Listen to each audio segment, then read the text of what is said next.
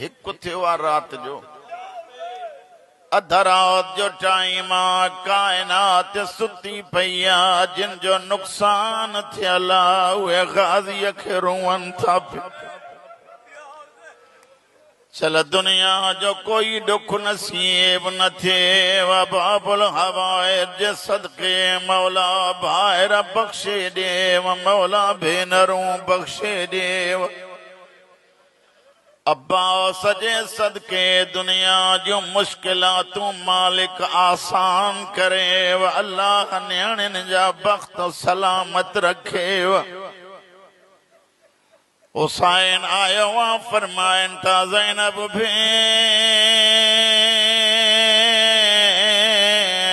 तव्हां था मोकिलियोसि।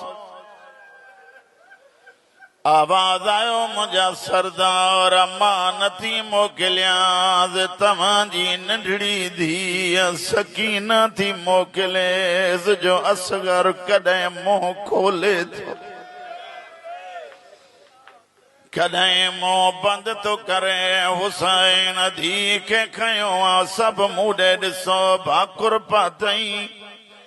हिन जगह ते चुमी ॾई रोई रोई हुसैन चए थो सकीना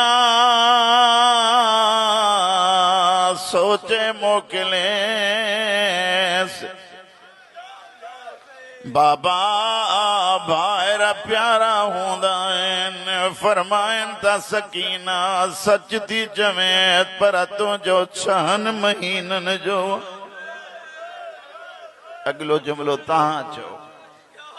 तुंहिंजो 6 महीननि जो आहे मुंहिंजो 32 सालनि जो जवान आहे। सकीना दुर लहंदई इन खे सॾींदी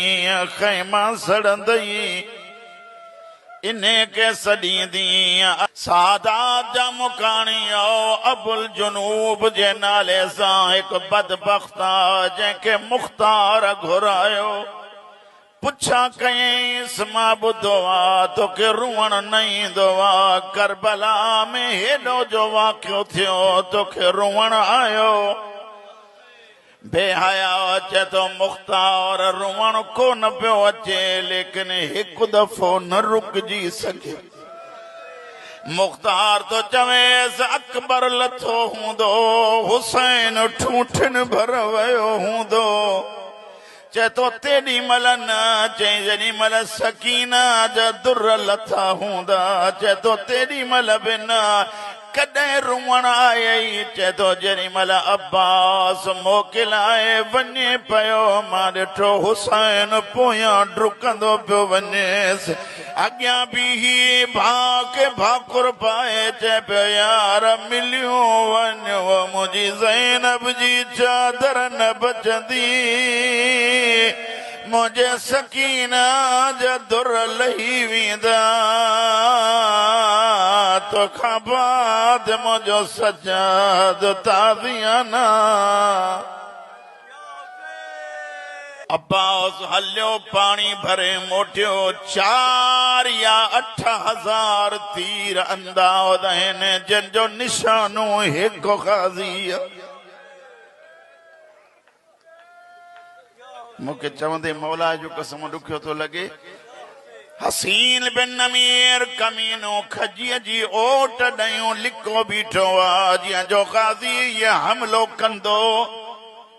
परवाज़ कंदो तो अचे बेगैरत उथी ॿाहिरि निकिरी वार कयो मुंहिंजे मौला जो सॼो बाज़ू कलम थियो मुंहिंजे आका जन अलम हिन बाज़ूअ में ॾिनो जेॾी महिल ही ॿियो बाज़ू कलम थियो मुंहिंजे मौला जन सीने सां अलम लॻायो।